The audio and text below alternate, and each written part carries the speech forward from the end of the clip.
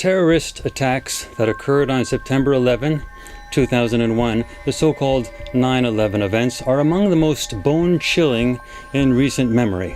Approximately 3,000 people died in New York and Washington, D.C. in those parallel attacks, one on the World Trade Center buildings and the other on the Pentagon itself. I personally watched those events on television on that fateful day, as did so many millions of others around the world. We were all frozen, and we all looked to national leadership to take us in a direction of safety. We asked few questions, but we demanded an immediate physical response. We were hurt as a nation and as a people, and we trusted others with official responsibility to steer us to a safe harbor. Soon we found ourselves at war in Afghanistan and Iraq, wars that never seemed to end.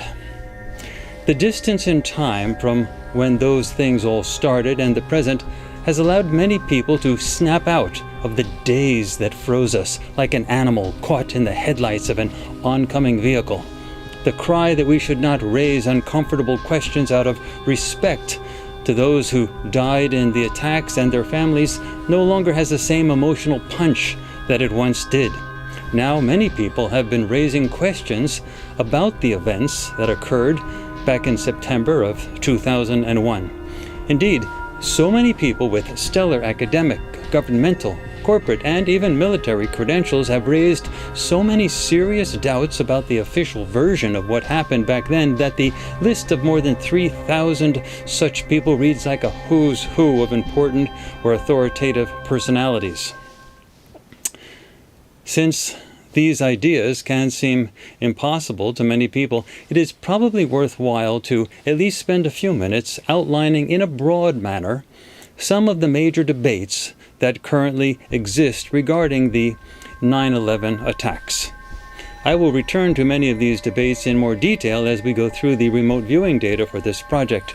Again, I am not supporting or defending any one side of these debates at this point. I am just summarizing some of the key elements that have been raised by others.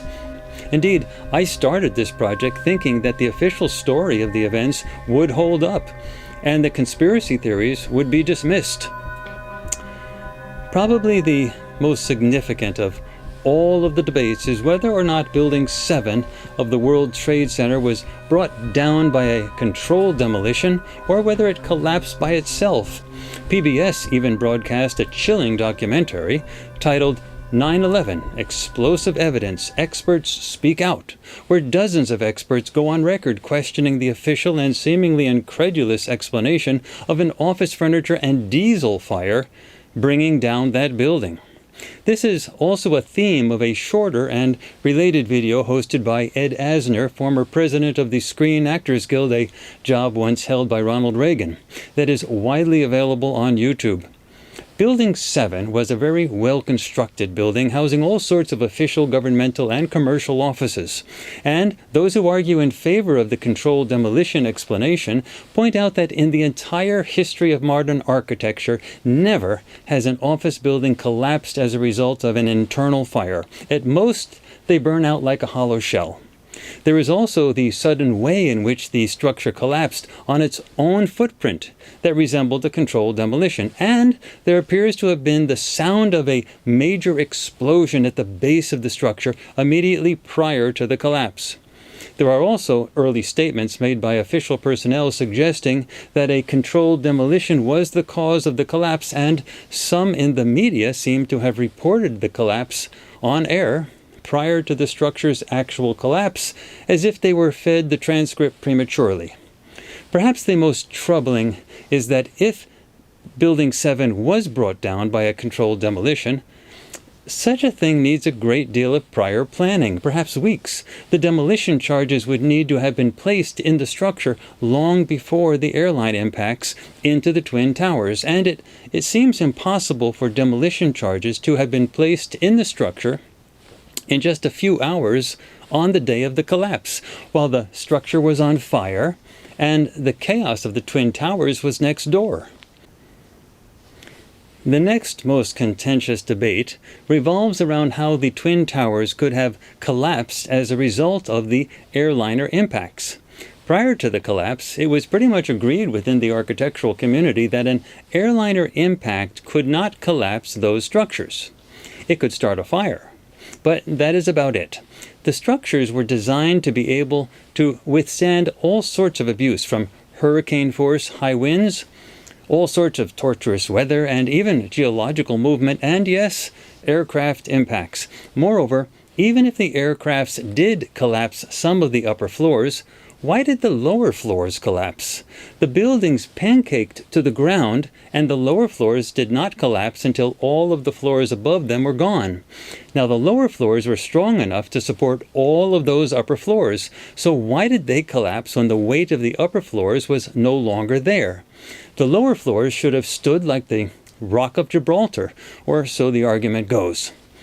Then there is the matter of numerous firefighter and police witnesses to the collapse of all three structures, reporting that there were literally streams of molten steel flowing among the ruins of the freshly collapsed structures, resembling, in their own words, a foundry. Jet fuel and burning office furniture cannot melt steel, and when the steel is embedded within thick concrete, it is hard to imagine how it could get hot enough to melt under any circumstances. With regard to the Pentagon attacks, the debates are no less serious. Mysteriously, all but one of the Pentagon video sensors were disabled at the time of the attack. One general who saw the initial video from the one working sensor immediately after the event said that the subsequent official release of the video seems to have been altered, with an airliner image placed on one frame of the video. And very troubling indeed is that the wreckage does not seem to match that of an airliner impact. There is no evidence of the vehicle which hit the Pentagon as having wings. There are no wings in the wreckage. There are also no marks on the Pentagon walls where the wings would have hit. The hole in the Pentagon also seems to be the wrong size for an airliner. There is also the troubling matter of how the vehicle flew. It apparently flew over some trees and wires a few hundred feet away from the Pentagon, and then immediately dipped down a few hundred feet and leveled out, flying parallel to the ground, just a few feet over the ground at incredible speed, and then horizontally hit the wall of the Pentagon. That is fancy flying worthy of the best fighter pilots or high-tech remote control. Some argue that an airliner simply cannot do that, even with the best of pilots, and it seems unlikely that terrorists with only a minimum of flight training could have done that. There is also the issue of the GPS that was available in the black box of the aircraft. Some have noted that the recorded altitudes don't seem to match the radar data, and arguments have been made that the GPS and other black box data could have come from a flight simulator. And finally, there is the major issue of what actually happened inside the hijacked planes. Without video or audio recordings, we really do not know. The phone calls made from the planes should not have been possible at high altitudes. And then there is the issue of the accuracy of the flying done by those who piloted the planes into the Twin Towers as well as the Pentagon, again raising the question of whether the planes were actually flown by the terrorists or whether they were flown by remote control. Again, none of these are my arguments. They are just some of the major points from a much longer list that have been raised within the large, growing, and very vocal community of people who don't believe the official governmental story regarding the 9/11 events. The government does seem to be largely silent with respect to addressing these charges, at least in any type of comprehensive and persuasive manner. It seems that the favored response is simply to be silent, trusting that the mainstream media will dutifully not give airtime to the ideas. If this actually is a plan, well, so far it seems to be working. I am Courtney Brown, and I am director of the Far Sight Institute, a nonprofit research and educational institute dedicated to the study of the phenomenon known as remote viewing. The Institute is the most well-recognized venue for full-blown public studies using remote viewing as it is performed using methods that were developed by the United States military and used for espionage purposes, or methods that are derivative of those procedures. I have a lot to show you in this presentation, so it will not be possible for me to include much background into the history or scientific validity of remote viewing. Let me just say that it is a real phenomenon, and while many people laughed at those who studied it in decades past, very few are laughing any longer, whether they be in academia, government, or the mainstream media. We are currently in a so-called waiting to exhale moment in terms of the widespread recognition of remote viewing as a real phenomenon. But we don't need to wait until everyone on the planet exhales before continuing with our own work using remote viewing to investigate truly curious or anomalous events and phenomena.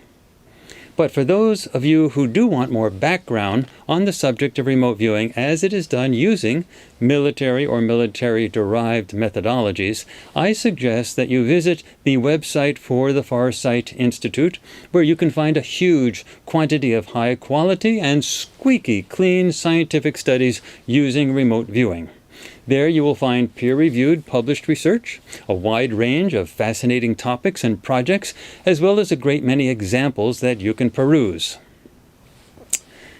To very briefly summarize a basic description of remote viewing, I can say that it is a mental process that allows highly trained individuals to accurately perceive what is called targets, which are places, events, and people across time and space. People who use these procedures are called remote viewers, and when they are really good, they can describe such things in great detail without being told anything in advance about what they are assigned to perceive, a condition known as working blind. There are only a few highly trained remote viewers in the world today, and I have long argued that this needs to be addressed seriously in the near future. But a few highly skilled remote viewers do exist now, and they are capable of supplying perceptual data that are what some call scary good. In early 2014, I enlisted the help of two gifted remote viewers who are among the best on the planet currently, Dick Allgeier and Daz Smith, to work on this new project. Of course, to keep them blind, they were not told anything about the new project, only that a new project existed together with a request that they remote view for it. Nothing else. They are both second-generation civilian remote viewers who use military-derived methodologies. Both Daz Smith and Dick Allgeier have participated as remote viewers in many years of public research conducted at the Farsight Institute. This project, involving the 9/11 attacks, is essentially a video remote viewing project. That is, the core data for this project were recorded using video, not paper and pen. Also, all remote viewing sessions for this project were also conducted solo. The viewers were totally blind to the targets, and there were no camera people, remote viewing monitors, or anyone else present while the sessions were being done who could have influenced the viewers when they were doing their work. Before diving into the results of this project, let me make an important point about the general nature of remote viewing data. Remote viewing data can never prove something, especially when considered in isolation from physical corroboration. You cannot say that something is true simply because someone remote viewed it. Remote viewing data are perceptions made by talented and highly trained individuals who have studied and practiced these military or military-derived remote viewing methodologies for a great many years. But perceptions, any perceptions, whether done by the 5 physical senses of hearing, touch, sight, taste, and smell, or using remote viewing, cannot prove anything all by themselves. Remote viewing perceptions are essentially eyewitness reports. The better the eyewitness, the more likely that the eyewitness reports will turn out to be accurate. Remote viewing data, when done well, really can be very persuasive, especially since the data can be independently corroborated across multiple remote viewers, and the data can be compared with physical data. The viewers can also dive deeply into the events in a manner that would not be possible for physical eyewitnesses. Now, let's introduce exactly how we are going to address these mysteries by spending a minute talking about the targets that the remote viewers were assigned to perceive. A target is a place or event that constitutes the focus of attention for the remote viewers. And again, let me repeat that the remote viewers do their work blind, and they are not told anything about the target when they remote view. Neither Dick Allgeier nor Daz Smith were told anything about any of the targets for this study until all of their remote viewing sessions were completed for the entire project. When you see the quality of these data, you may wish to remind yourself of this from time to time. As we go through all of the data, note that the data obtained by Daz Smith and Dick Allgeier are very correspondent. All of the major elements match for both viewers, and none of the data from either viewer directly contradicts the data from the other. Beyond the obvious overlap between the data for the two viewers, each individually add new elements as well, so that a more complete picture of what happened long ago is obtained by combining the data from both viewers. It is also useful to mention that neither Daz nor Dick communicated in any way at all during the remote viewing phase of the project, and they lived on opposite sides of the planet, Daz Smith in the UK and Dick Allgeier in Hawaii. Now let's discuss the actual targets used in this study. Again, the viewers were shown these targets only after all of their sessions were totally finished and submitted for the entire project. The exact wording of the targets, including photographs, can be found on the website for the Far Sight Institute. Now, the first target for this study focuses on Building 7 of the World Trade Center in New York City. We want to know why it collapsed. The second and third targets involve the south and north towers of the Twin Towers World Trade Center. Again, the controversy centers around why those towers collapsed, pancake fashion, after the aircraft impacts. Starting with the fourth target for this project, the focus shifts to the Pentagon attack that occurred on the same day as the World Trade Center attacks. For this target, we focus on the initial takeoff or launch of whatever did crash into the Pentagon. If it was an airliner, then we should see the takeoff of an airliner from an airport. If it was a missile, as many of the skeptics claim, then we should see the launch of a missile. The fifth target again centers on the Pentagon attack, but this time the focus is on what actually caused the damage to the building. The sixth target for the project tries to approach the issue of whether the impact on the Pentagon was from an airliner or something else by trying to find the American Airlines aircraft that was flown as Flight 77, but this time on the day after the attack. A seventh and final target returns our attention to New York and specifically focuses on any preparations that may have been done to cause the vertical pancaking collapse of the North Tower of the World Trade Center. If the preparations were simply terrorists taking flight lessons, then that is what we would get. But if something else was going on, well, we need to see what it is. And now, the results.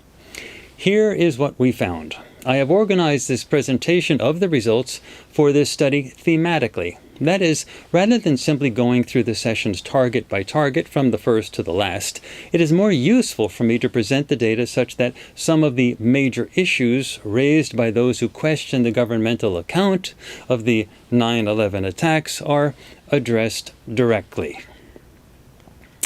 Let's start with the question of whether or not Building 7 of the World Trade Center collapsed as a result of an office furniture and diesel fuel fire, or if it was brought down by a controlled demolition. Here is a session by Dick Allgeier that basically covers the entire process of that structure's destruction.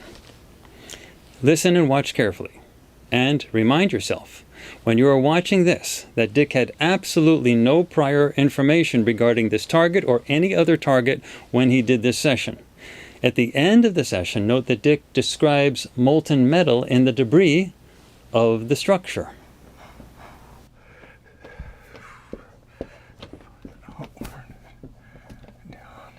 It's a process that's boom.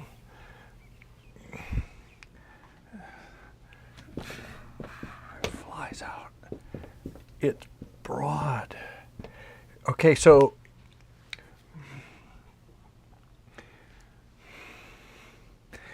the words severe compression.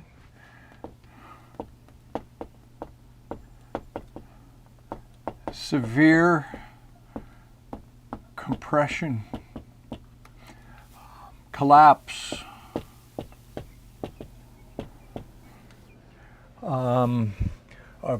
crashing collapse, a crashing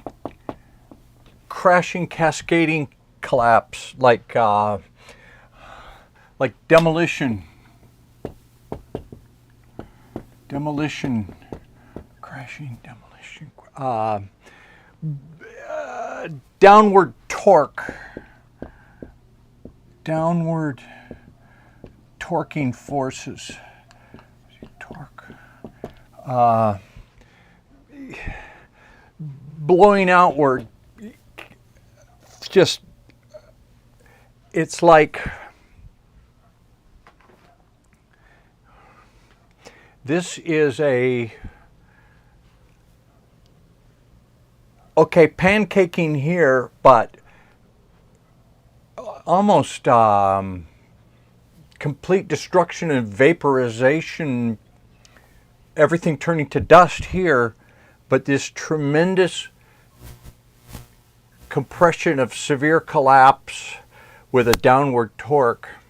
And this is, when I see this, it's very wide. It's right in front of me. It fills my peripheral vision, but it's also tall, and it's but above it's a billowing cloud.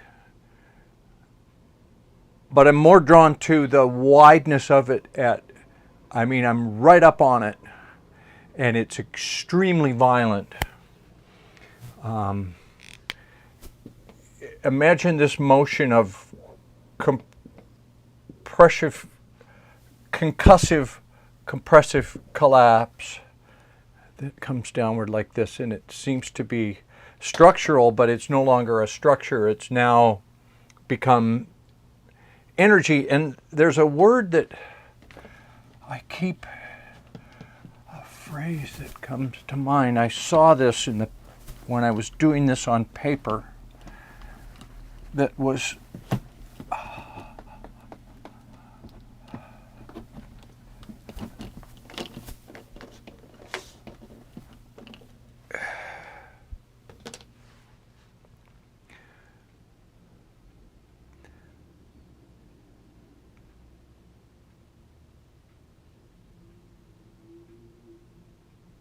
bright blue-white flash of light energy.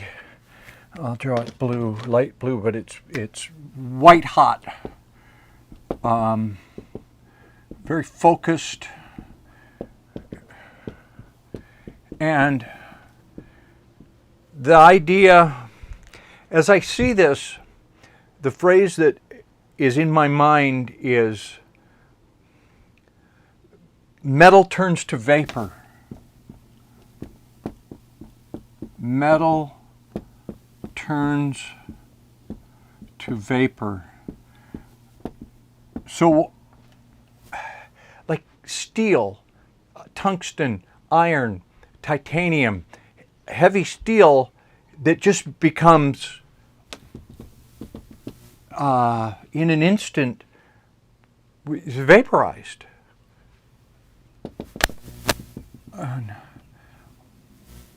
What would cause that?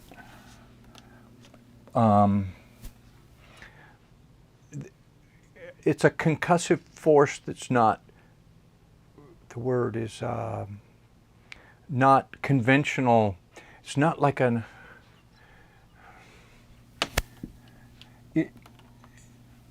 like a regular explosive. If you blew something up, the concussion wave travels at, 2,000 feet a second, limited in, I don't understand this, but it's the speed of sound for the given medium, the metal, the material, can only go so fast. But with this one, it's like milliseconds, like in a flash. It's like fission, nuclear, the word, neutron. I can't spell. Neutron, strontium, barium, tritium, like fissionable. This is nuclear, but you know, when you think nuclear, metal turns to vapor. Okay.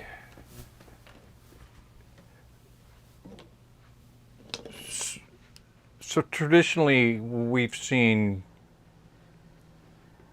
Hiroshima. You've seen the movie.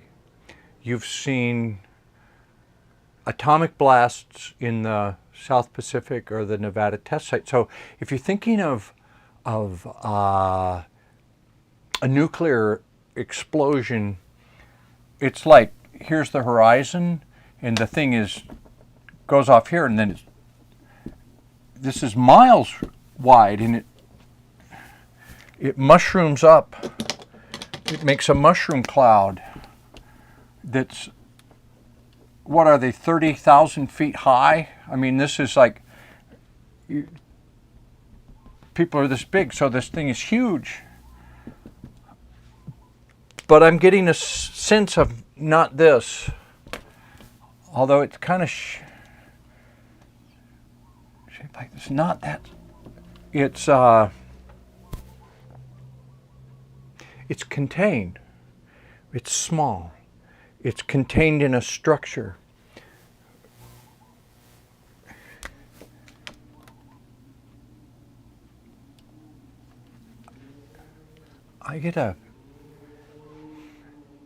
This looks like my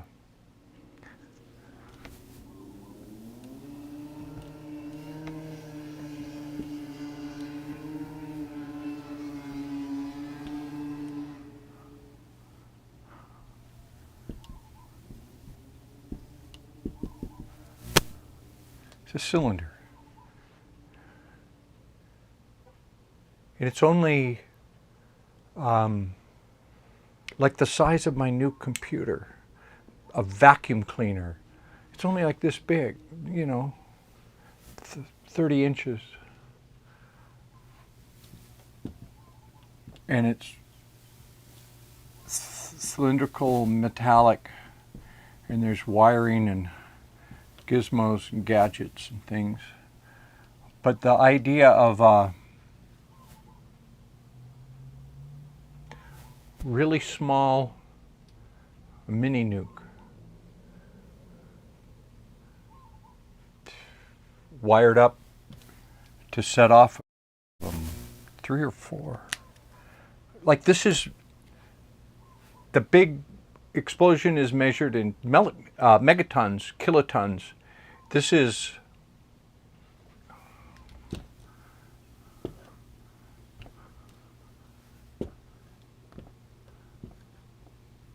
like 1/100th of a kiloton, like tiny. How can they make I don't know. Can they make a little nuclear weapon that you would use that wouldn't blow up a city, but would blow up a big structure? Because I see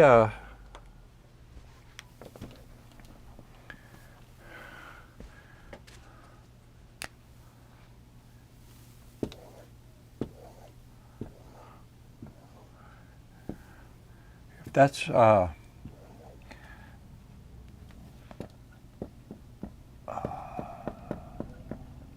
structural core. beams, metal, heavy, and then cross beam, support, and then, so if, okay, like say that's the central one, and then I got a sense of these being wiring and like a shaped charge that focuses it on the core inward, that detonate at a within milliseconds, and then this just causes that the severe compression collapse. You're carefully wired with like fiber optics. It's fiber optic wiring, so it's fast enough that it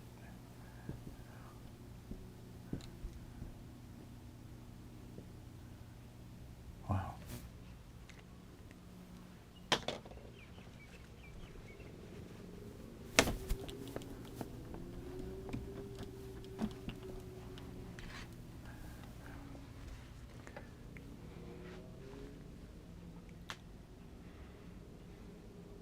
What else do I see?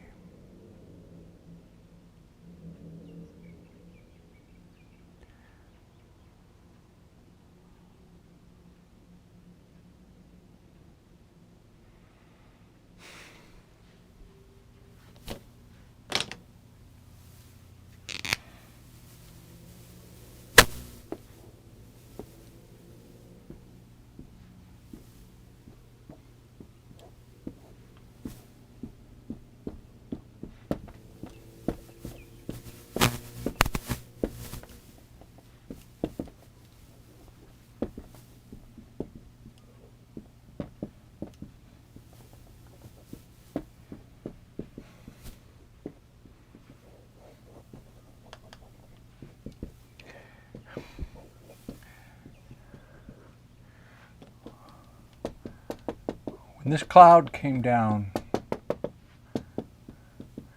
the fine particulate choking the vaporized metal, vaporized concrete, vaporized everything. And this is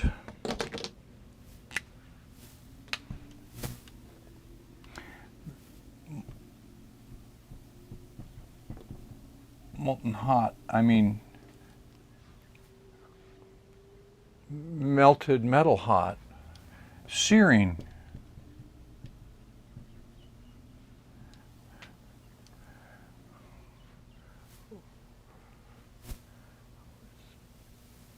Somewhat radioactive.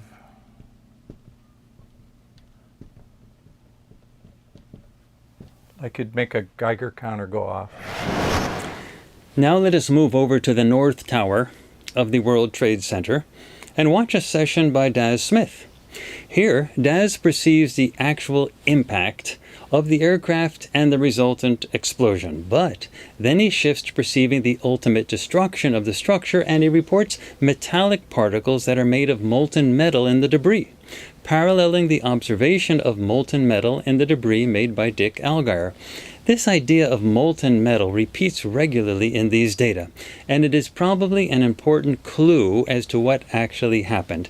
And again, the issue is often raised by architects and engineers who question the official story of the cause of the collapse. It feels, for all intents and purposes, like an explosion, so I'll try to describe what I'm feeling. I'm feeling clouds, but these feel like they move outwards from a core. I just feel like it hit like this, and I feel clouds and energy. There's quite a lot of energy here, and it's dense and packed and messy, loud, vibrational, warm, bright. I also feel like I can if I'm in the cloud, and I'll move into the cloud now, I can feel things rushing past me at speed, and it feels like being hit by small parts of debris, very small particles. I can see and feel in slow motion very small particles moving outwards in all distances and all angles, but moving out from a central core. So this does feel like some kind of damaging or explosive kind of action here. This abruptness, this abrupt stop. It does feel like some kind of energy moving inwards, stop, loud, explosive action outwards. But yeah, as I said, I can feel, if I stand in amongst it here now, I can actually feel the billowing kind of clouds and energy and movement around me, and also feel the vibrational energy and the tiny particles moving out, the debris, the mess, the noise.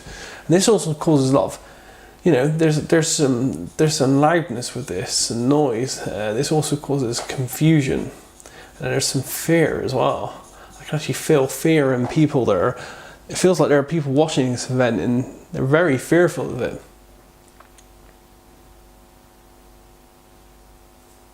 Yeah, great rolling clouds and energy, and I can feel them moving outwards from the core of this. Blowing, lots of, it feels like dust, energy, clouds, mess. Just feels really messy and chaotic. Okay, so that's one part of 10C that I get really strongly. And these particles as well. Well, let's get rid of this first.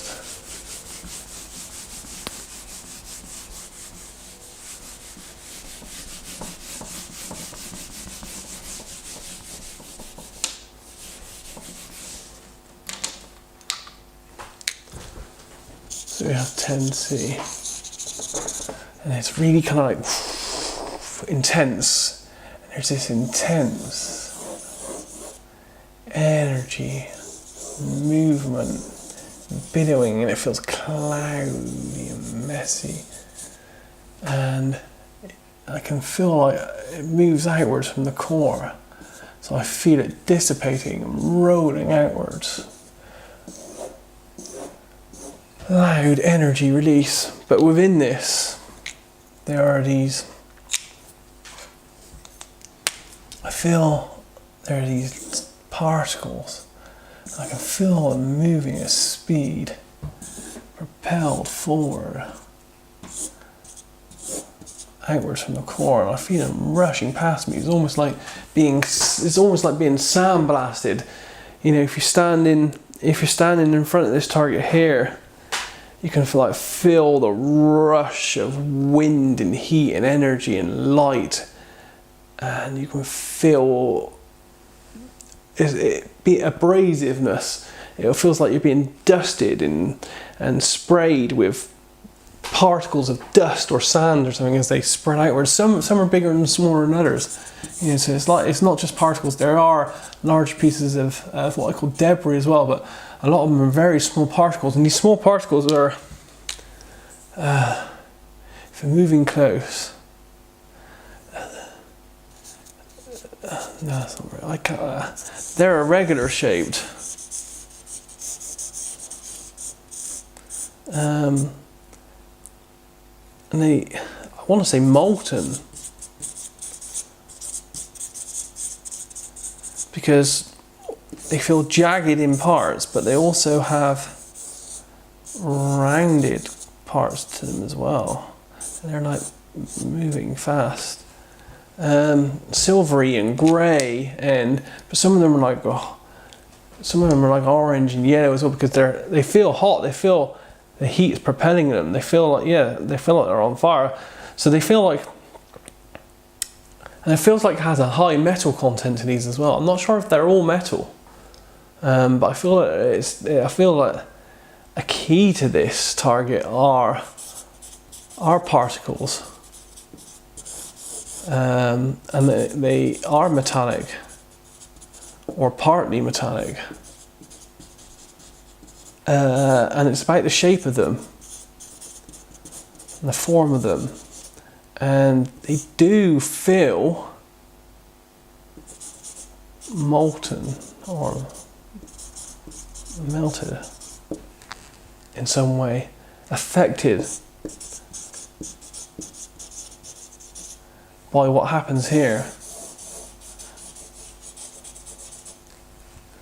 So this explosive type of abrupt action event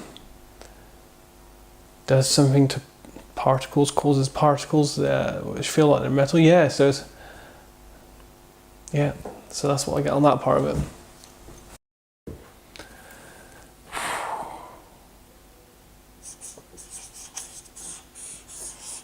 I see. So there is a structure. It feels like there's a structure involved in this. City and urban. It feels like it's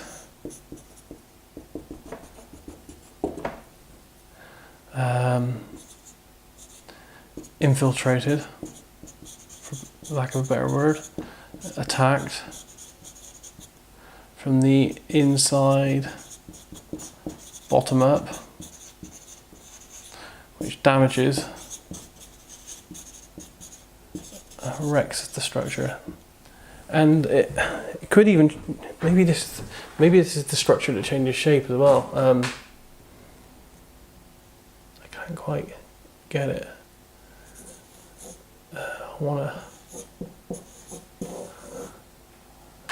There's an up down motion. I see a structure, and then I see a mess of structure. Has it demolished? Maybe.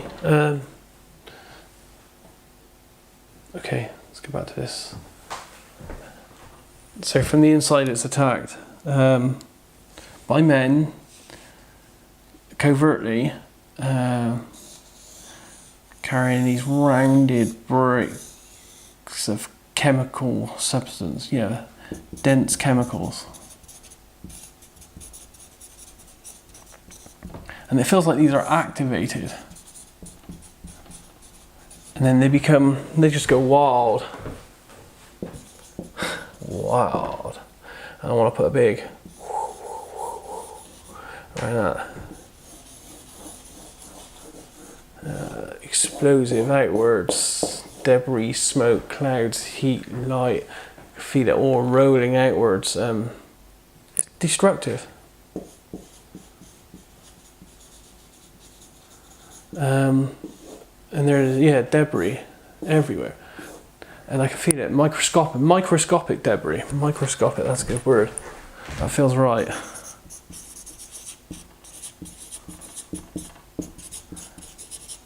Microscopic debris and particles, and it's the shape of these that are key. Some feel teardrop shape, elongated, molten. It feels different on one. I can't get it. The particles feel strange, different. Molten on one side. Something by the way they moved. They're dispersed. I don't know. Anyway, the particles are like evidence. They're like a fingerprint to this case, or this target. What am I calling it? Case.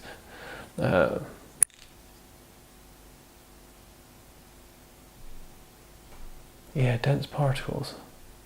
It feels like metal. It feels like little teardrops and balls of moving metal. It's just like moving out from the target, being dispersed. If I stood in amongst it, I can feel it all brushing past me, covering me. White, dusty.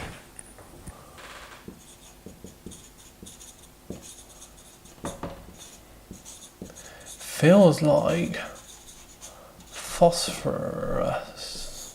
Don't know why I say that. I think it's the white chalky, like smoke and dust that I see coming off. Okay, so there's that. More than one group of life are involved in this. As discussed, there's a top tier of influential, business-like, secret, powerful people that send orders down to what feels like 3 other groups at least. One group does this: they infiltrate the structure from the inside, damaging or destroying it. Another group do something on the outside, and it almost feels like they're spotting or something. You know, they're mobile as well. They have a van. It feels like they have a gun or a weapon of some kind that fires and shoots or something. And then there's another group that seem like they're in control of a fast-moving object that hits something or explodes. Suddenly explodes. Feels like it almost comes up against a wall. It's like flying through the air, and then all of a sudden it's an abrupt explosion. You know, and then it's gone.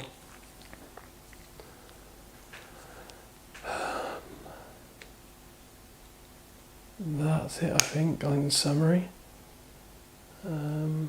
Yeah, a lot happening. It's almost too much to concentrate on. I keep getting pulled in different directions, keep seeing different things. A big structure changing shape. It's almost like if a structure were a transformer, it would start off as one thing. It would start off as a structure, and then it would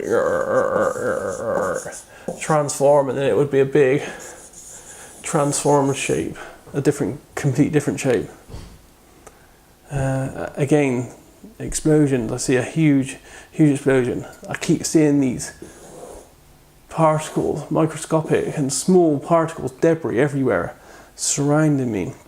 People running in fear, confusion, very emotional. It feels like there are death involved at this target. People die. There's distress. I can see people moving away from clouds, rolling clouds of debris and ash and smoke, and it feels like some kind of catastrophic event, you know. Another AOL there of Pompeii, because of I saw people running away from the clouds of dust and all that kind of stuff.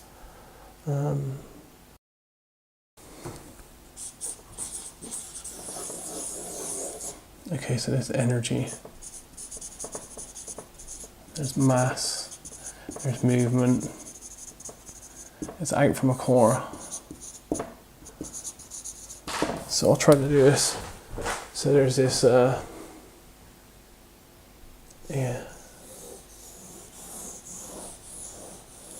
this feels like it radiates outwards, so it does feel explosive.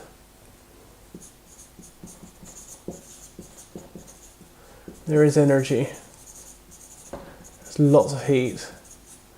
It's white, yellow, orange, and with this radiating kind of like waves, there's a smoke. I can see clouds and smoke. So there's lots of clouds. It's smoky. And with this is particles of debris, and it seems to be shooting everywhere. Large and small, microscopic, small particles of fast-moving debris, little particles. And if I have to look close at these particles, they feel like different shaped circles, but moving. But not all circles. Some of them feel elongated, teardrop shaped. Not all of them though. And they feel silver, grey, shiny, and white. They feel white powder coats them. Hot. They feel like metal. It feels like molten metal and chemicals. It feels like a mix. Feels like a mix.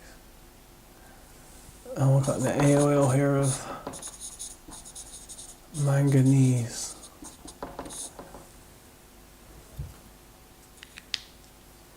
So hot, yeah. So there's a kind of like an explosion outwards from a central core. Lots of I can feel waves moving outwards. Yeah, I can feel waves of energy and motion. In amongst this, there's lots of heat and light, smoke, acrid, thick chemicals. Lots of noise as well, fizzing noise, outwards, blowing noise. And with this motion I can feel, it's like being coated with sand, being sandblasted, particles and debris and bits and pieces going out from every angle. And it's this I feel this important, this key. It's like a fingerprint.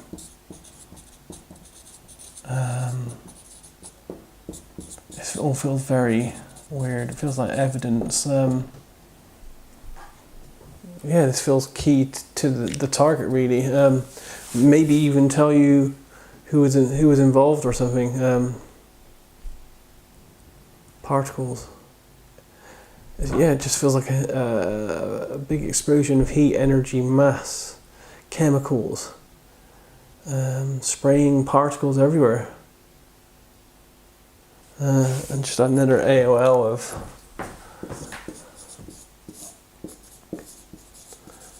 Hadron Collider because of the particles and the energy and all that kind of stuff. So I need to put that to one side. Yeah, that's what can I say on the particles? What else is it? Feel metallic, silver, grey. Feel like there's loads of them, small and large. Microscopic though, microscopic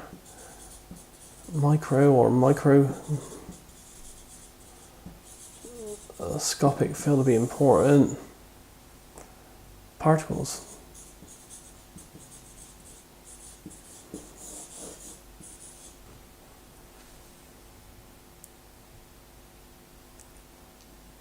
All from central explosion.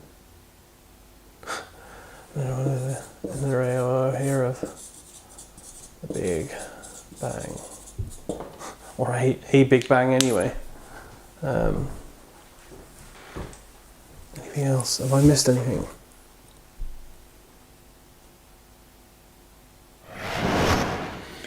Remember that firefighters and police at Ground Zero, on the day of the attacks and afterwards, reported significant quantities of molten metal running in streams in the debris, like a foundry. You can see some of these reports of molten metal in videos on YouTube. Jet fuel produces a low temperature burn, and it cannot melt metal. But apparently, certain explosions used in demolitions could do that, since in some situations it is useful to melt the steel infrastructure in order to demolish a building. I am not an explosives expert by any means, but others who know more about this subject have written about it and spoken about it widely with respect to the 9/11 events. What I can say is that the remote viewing data do support the idea that there was molten steel at the target site. Now, let us shift to the South Tower of the World Trade Center. Remember that the target specifically states that the viewer should focus on the cause of the collapse of the structure. In this session by Daz Smith, he focuses on something that would indeed cause the South Tower to collapse. You best see and hear it for yourself.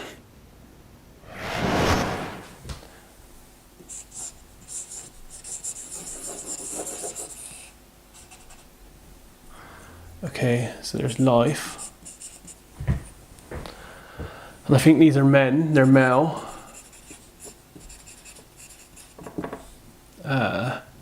Generally, yes, okay. more than one group.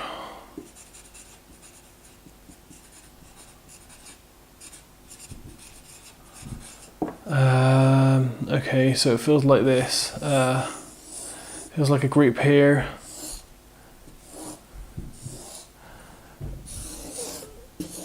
Okay, so it feels like 4 groups. This feels like a top tier of men, and these act like commanders, generals. These are in charge. These give the orders, and they give the orders down to what feels like 3 separate groups. A group over here, again males, 4 to 8 of them, close knit, work in a group, trained. They have something to do with a thrusting motion in an object. There's a second group here, again 4 to 8 males, trained. These are outside somewhere, and they feel in a different location.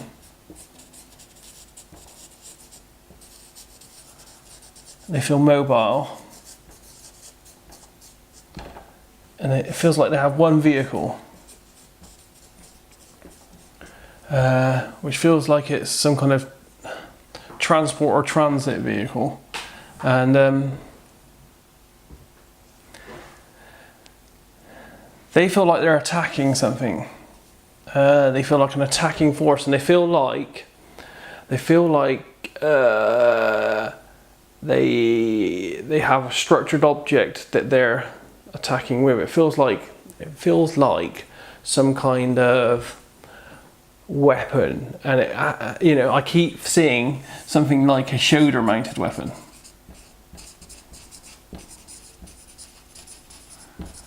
These feel like some kind of soldiers in disguise, some kind of, it feels covert. I also have a 4th group here, again males, organised, work well as a group, they feel trained.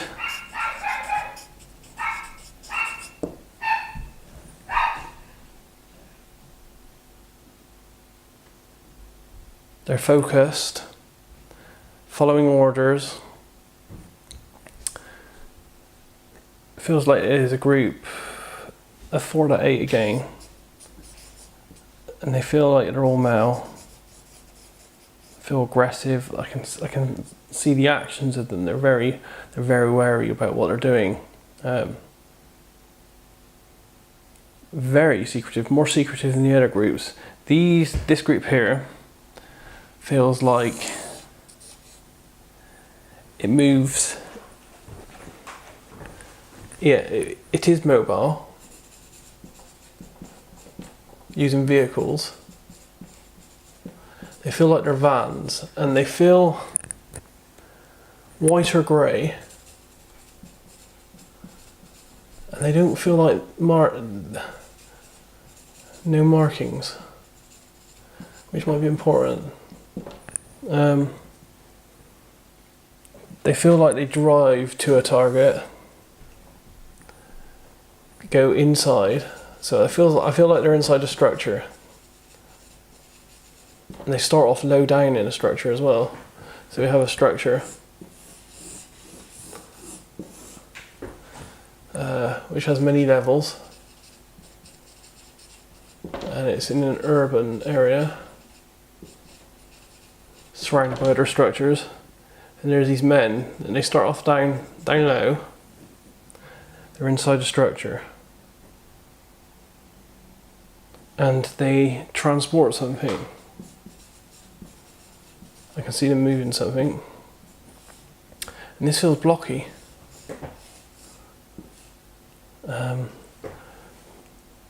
But not with straight edges. Weird. How to draw this?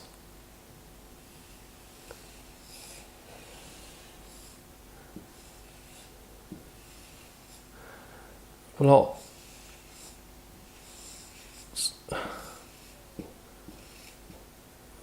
Yeah. Lots of like solid. It feels solid but malleable, like Play-Doh. Not like Play-Doh. Anyway, they seem to be moving this and placing it.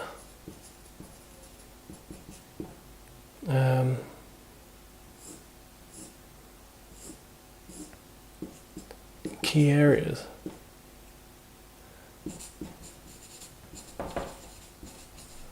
This feels low. Okay, so yeah, we have more than one group of people, and there are others involved as well. Whoa, there's others involved as well. There are people in and around this target structure, and these people at some point panic. They have lots of fear, they run, terror, and some death. There's some death involved with this target somewhere.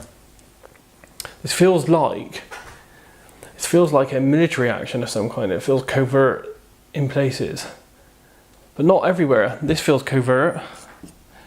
This feels semi-covert. This feels public. These feel very secretive and covert and hidden up here. There are quite a few stop gaps between these guys and these guys. There almost seems to be a third tier here of communication or something that disconnects them. I don't know what. So that's the life involved. Let's see if we can get a bit more about what these guys are doing with this structure. So bear with me a second.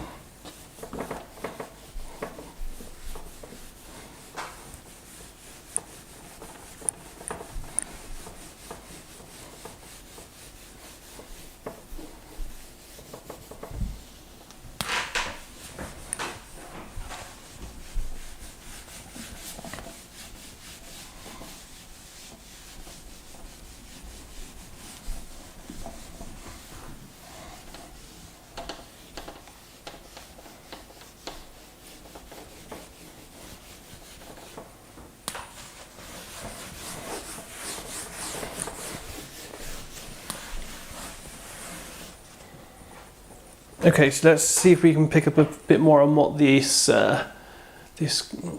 infiltrating group of males are doing at this target.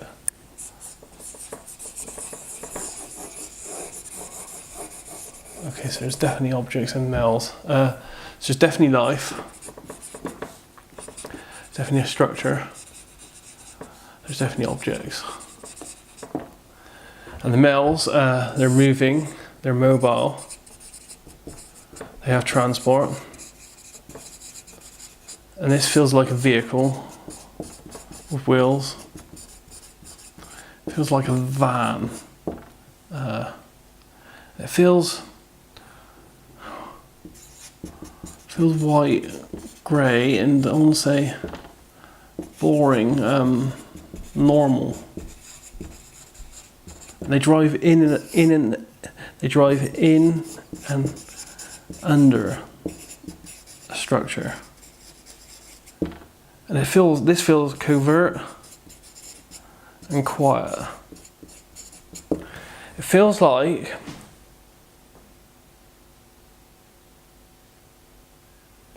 some kind of event where the structure is empty. It feels empty.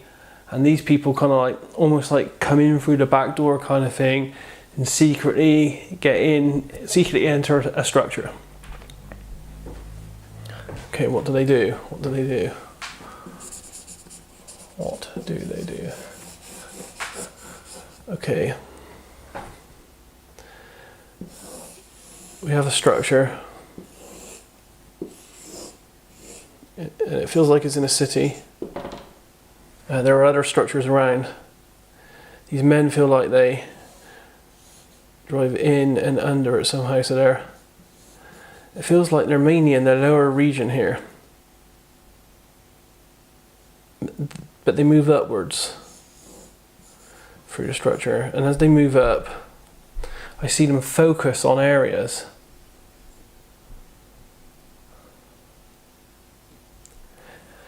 It feels like something you see in a Hollywood film or something, to be honest. It feels like I see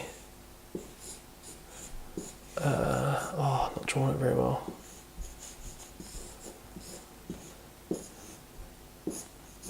It feels like there's some kind of vertical beams or something, and they place. It feels like feels like some kind of Hollywood film, and it feels like you have a group of men placing what only feels like you see in these films. You see plastic explosive type charges being placed on walls and stuff. That's what it feels like. It feels like there are men placing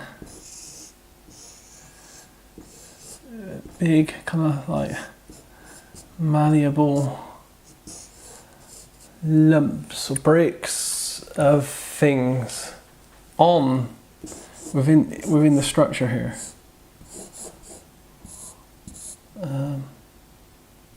They start off at the bottom and they move up. They know where they're going. They're following some kind of map or diagram.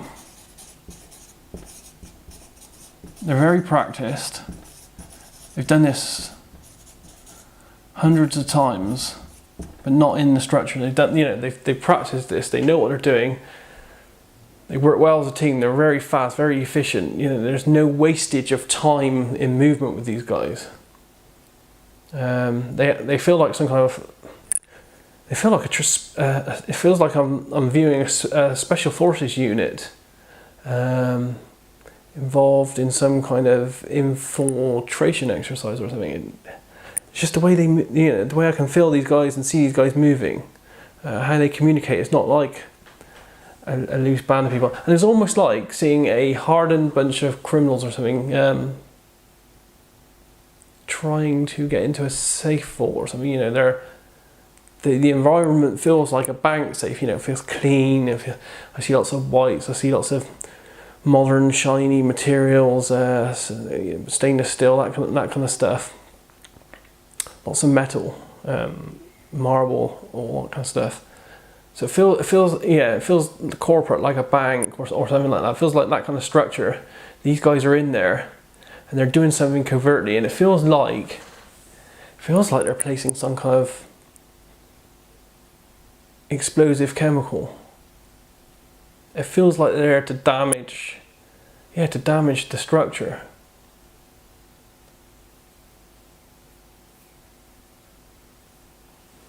Okay, let's see if we can get a bit more into what this stuff is. I want to know a bit more about this stuff.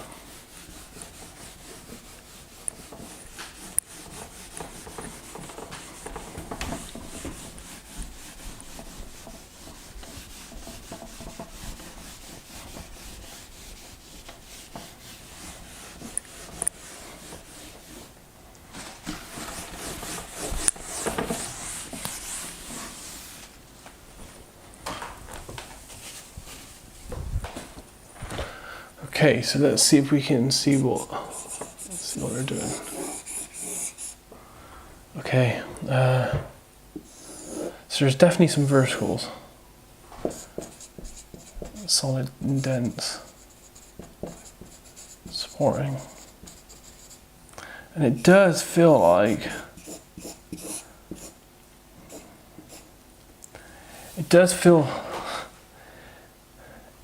feels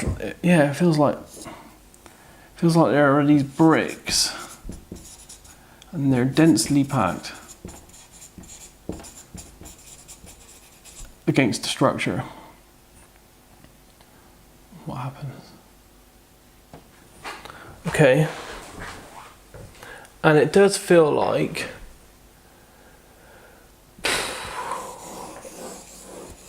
an explosion.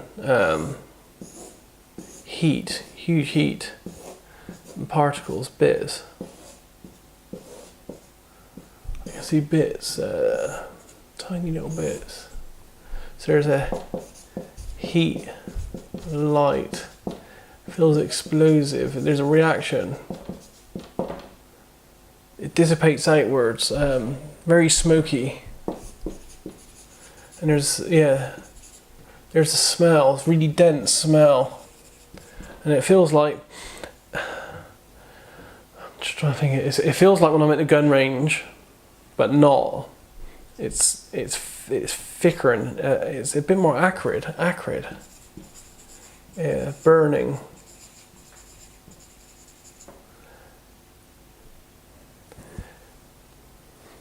And if I had the AOL at this point, I'd say it looks like a welder's torch.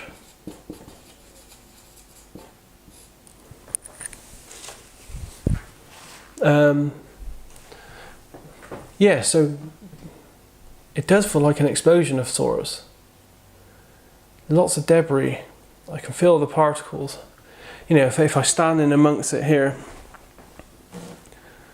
I can feel the light and the heat all around me. It's radiating. It is really bursting outwards with heat and energy. Waves of heat and energy. Very light, very bright.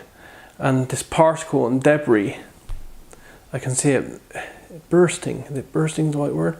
Bursting out, loads and loads of little sparkles, particles, debris. And it's these feel important. And it's the way they look. Oh, like teardrops.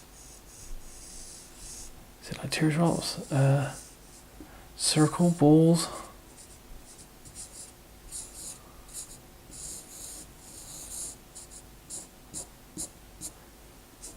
They feel like they're moving and molten, hot particles. And the makeup, there's something about the makeup of these particles that's key to this target. Is almost like a fingerprint. Yeah, fingerprint. That's a good one. It feels like evidence. This feels like some kind of covert terrorist type event, using a chemical inside a structure that damages the structure. It feels covertly done by a group of highly trained men acting on orders. They secretly infiltrate this structure using a van. They seem to be dressed in overalls, almost like decorators type things. You know, it feels like one-piece suits. They feel quite young and quite fit, athletic men, 30s to 40s, most of them, tanned.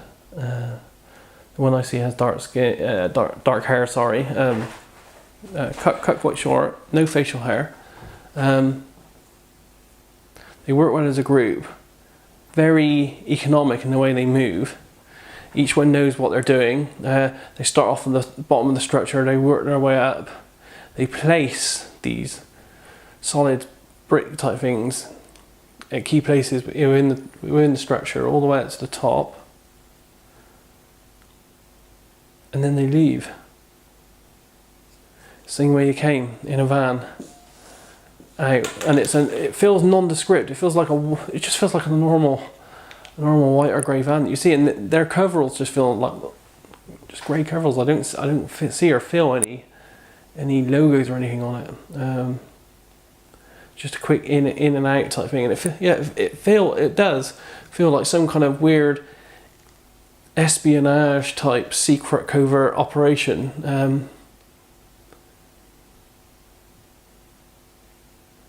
Using this bricks, these explosive bricks. which spray out as this happens. It damages the structure, and I think if anyone were to investigate this, it would be this what you'd be looking for. The particles. The particles seem to be key on this. All throughout the paper sessions, I just had this thing about these sprays of particles being coated in these sprays of particles and clouds of dust and debris, heat, an explosion. It feels molten metal. Dick Allgaier gives us an alternate view of the cause of the collapse of the Twin Towers. In this next session, he describes activity that is going on elsewhere. I admit that this next session gave me the goosebumps when I watched it for the first time. Call this Land 1.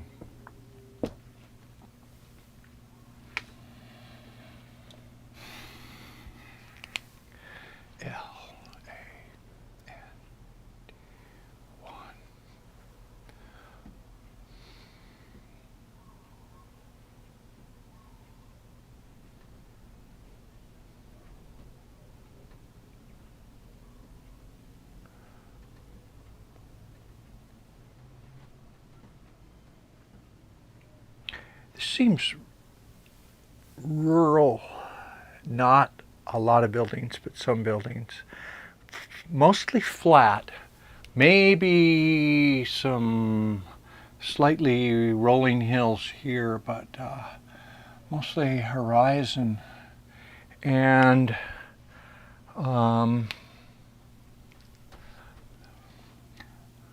like a road that goes like this.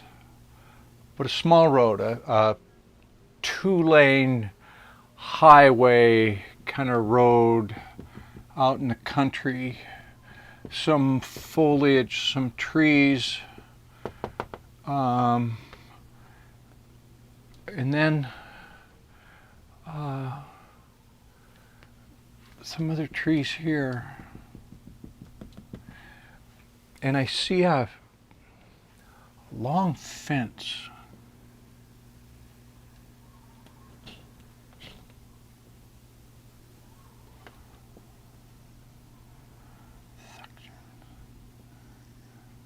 This is like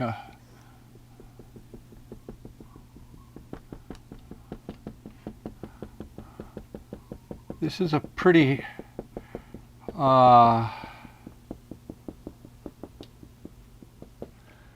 this is a pretty serious fence. This is like a keep out. It may be electrified. Certainly there's some sensors here. So this is a serious fence.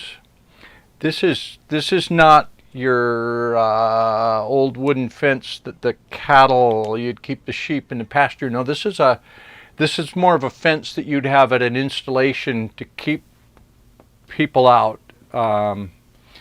It's pretty tall. It's a substantial. This is a stay away, authorized, unauthorized type of that. Unauthorized signs, warning signs kind of fence. Not far from the road. And looking at the land, it's I smell in texture of matted vegetation like old dry grass. It's short but not manicured. It's just kind of like a field that's not well cared for. And I see some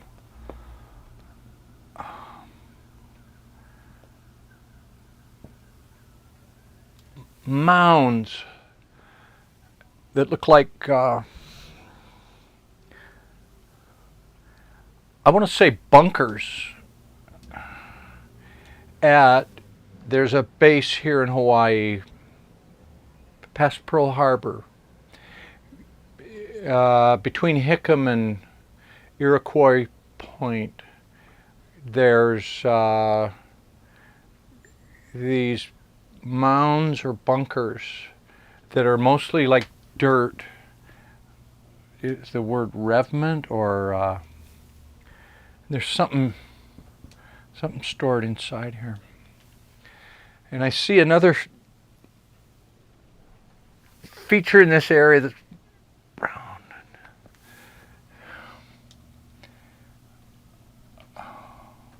Okay, it's here. Like this.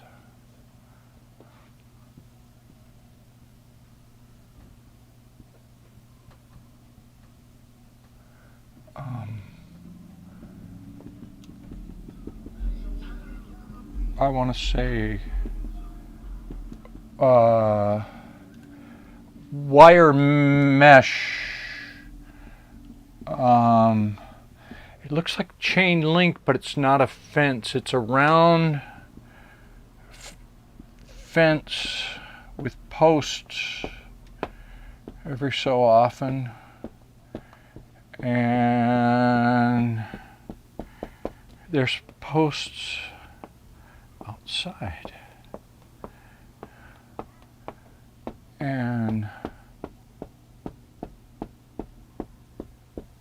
But this part's all connected with wiring, like a chain link thing, like a corral. And there's something round in the middle.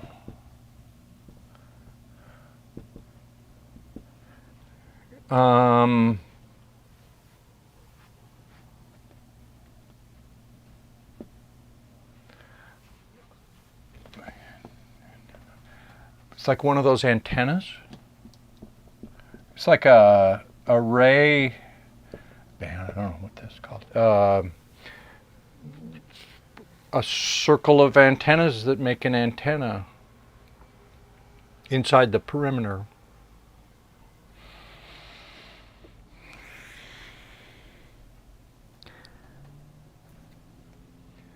Anna structures over here. Not big, 1 or 2 story.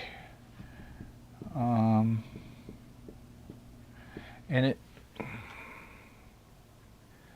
don't know if that's where the guys were.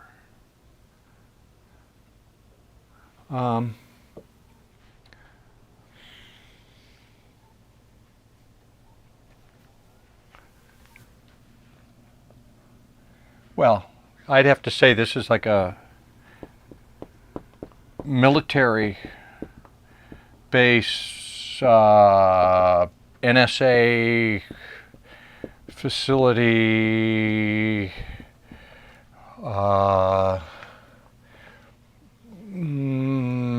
Virginia, Maryland comes to mind.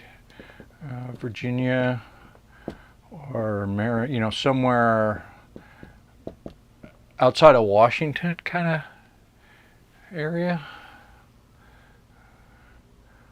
Looks drier than that. I mean, it doesn't look as green. Maybe it's a dry time of year, but I get matted vegetation.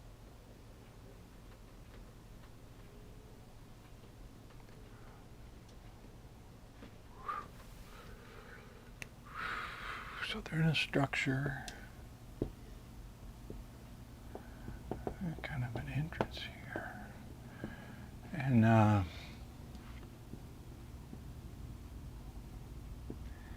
these are screens or monitors, or there seems to be guys standing here like they could be guards, or they're just standing there by the entrance. Other people here. Now there's an open area.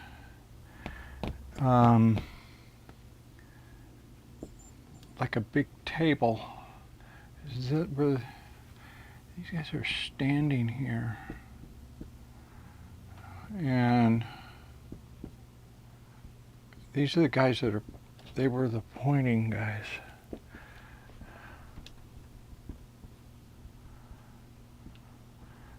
So these people's attention is really focused right here, but there's other people. There's a lot going on here. There's some people just observing here. Okay. So they're off to the side.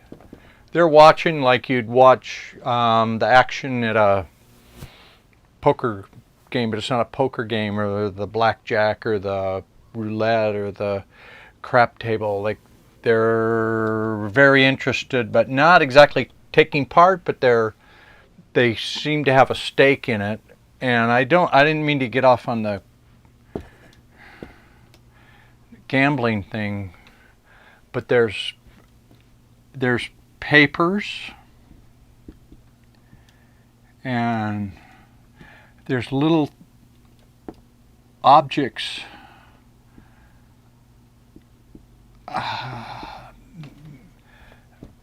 maps, objects that are like you'd place something there to symbolize, like on an aircraft carrier they have a table to know where all the aircraft are coming and going or are on the deck. And this isn't an aircraft carrier, but they have little Monopoly game pieces, not game pieces, but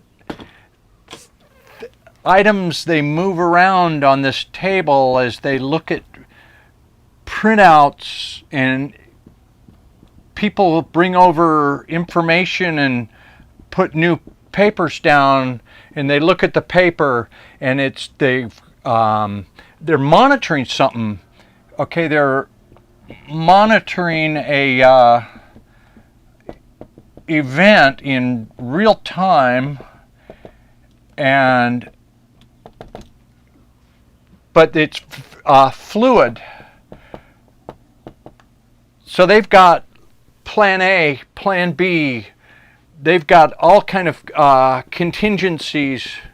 If this happens, oh man, there's like a flow chart that is like, if this happens, then we go to here, here, and if this happens, then this and this happens, and there's this really complex, like a flow chart.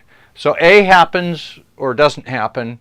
So then they look for B, and then as B happens, a whole other set of plans comes in to effect, and that sets off something else, and then and there's those radio sounds again, the squelches, the hiss, the squawk, and but wow. So what are they doing?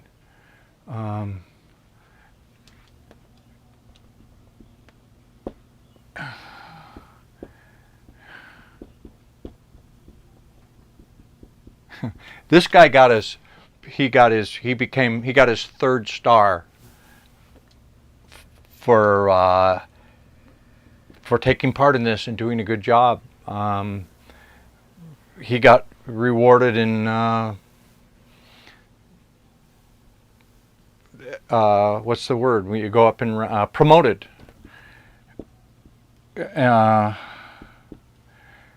yeah, there's papers here that have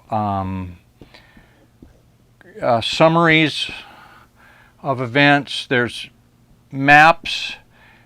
There's looking at locations and waypoints, and they're collating all this information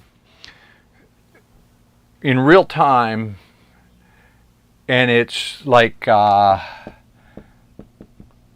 deadly serious, but not oh, you're not going to see any news cameras in there. This is real sworn to secrecy kind of guys. They're only people take part of this are way trusted. Way trusted. So,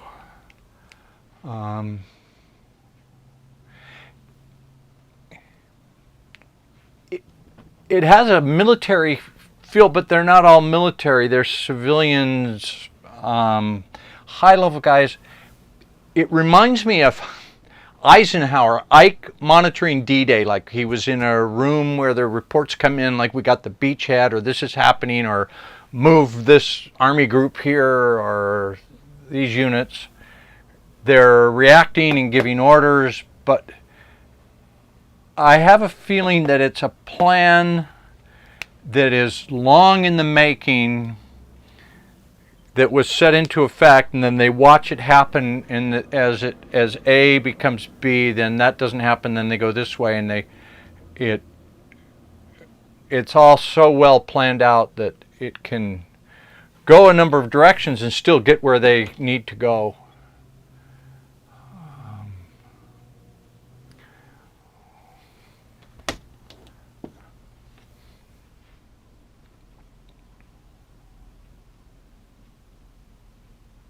This is protected in any number of ways, electromagnetically, and Glenn Wheaton would know way more than me about this, but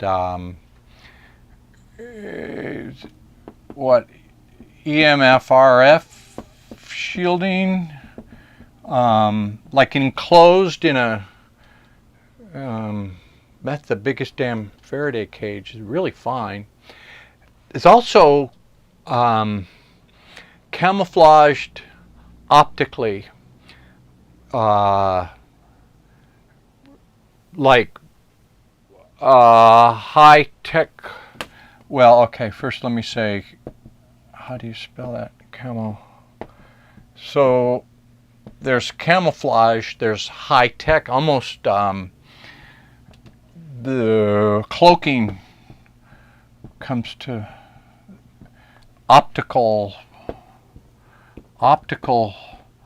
cloaking, and then shielding from, like, trying to stop you from remote viewing it. Yeah,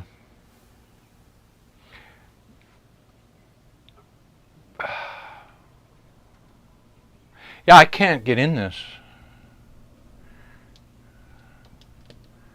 I mean, let me.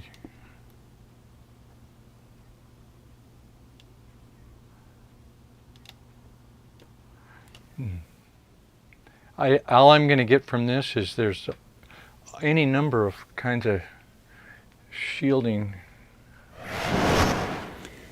Notice that with all of the data you have seen so far, we don't have much about Islamic radicals who are minimally trained pilots and thugs.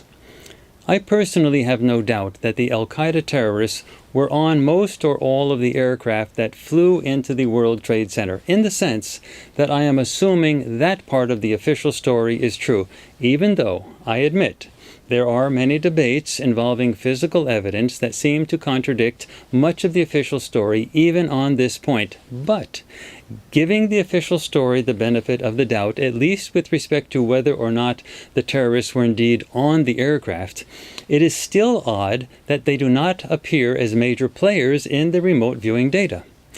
These remote viewers don't seem to perceive those terrorists as being central to the 9/11 story.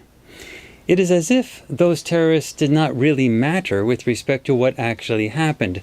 In retrospect, I can sort of see that if there was a secret plan to create a scripted Pearl Harbor type of event that would enable the United States to enter into a major war involving two countries in the Middle East, especially Iraq, since that is where the oil is located, then it would seem foolhardy to have the entire plan depend on the piloting capabilities of terrorists who had exceptionally minimal flight training, especially considering the advanced flying skills that would be required to pull off this job.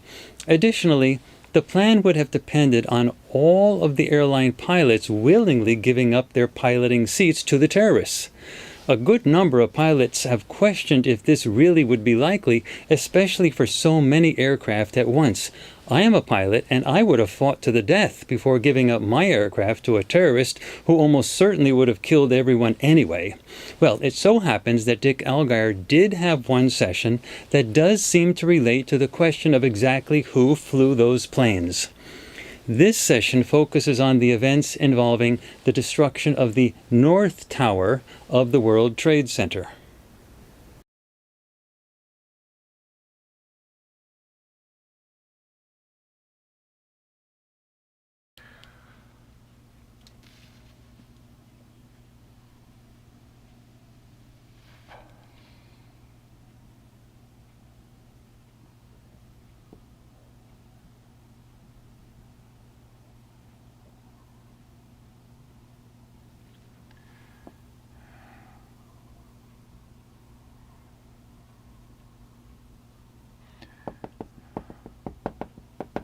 This guy had grain here, and one of these things.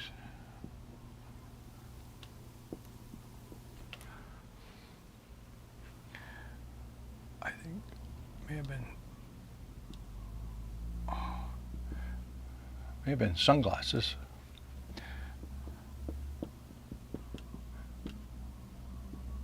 He's turning his head this way and he's looking. Okay. Now he's got those these things on his shoulder. I'll get to the point. He looked like a pilot. Like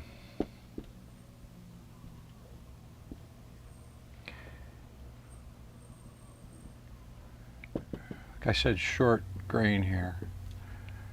And he's sitting there like this, and there's a window here, and the big window here, and you know, airplane things, gauges and controls, and there's stuff up here, dials, and all that shit. And here's the, and he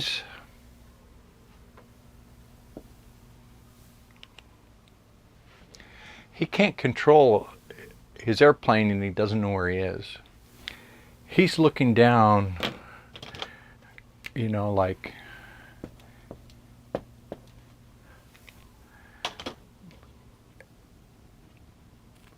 he's having a really bad moment of like panic and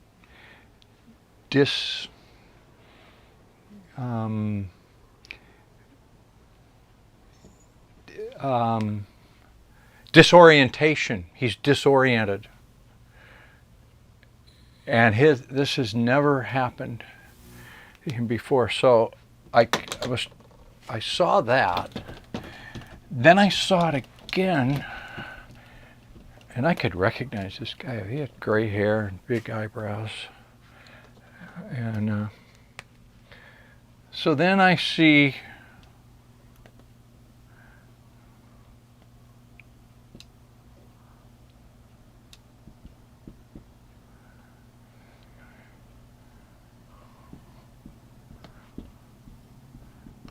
switches and gizmos and stuff. And there's another one here. And you know, they got the yoke there. And this guy's here. And yeah, switches, knobs, dials, there's all kind of gauges and stuff. It's like an airplane. Okay. This is what I saw, you know, and I honestly, I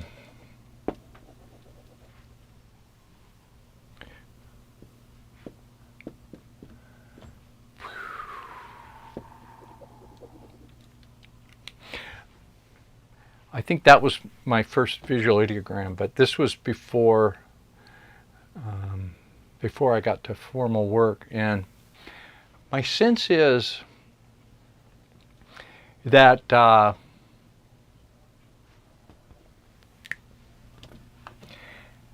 controls don't work. They have, the controls are inoperative. It's like electronic hijack.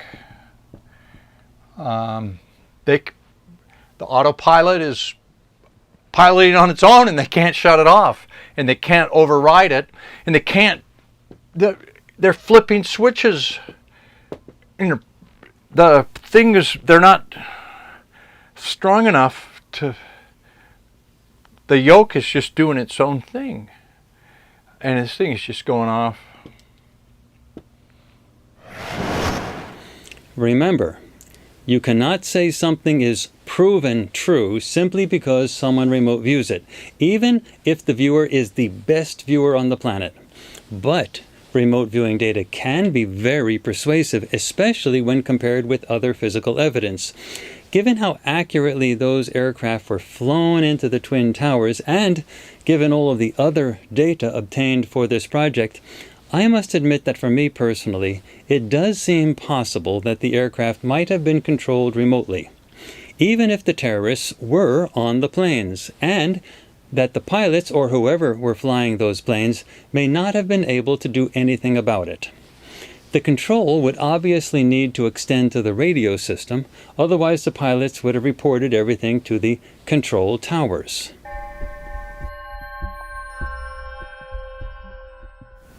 This concludes part 1 of a 2-part presentation of remote viewing data relating to the terror attacks that occurred on September 11, 2001.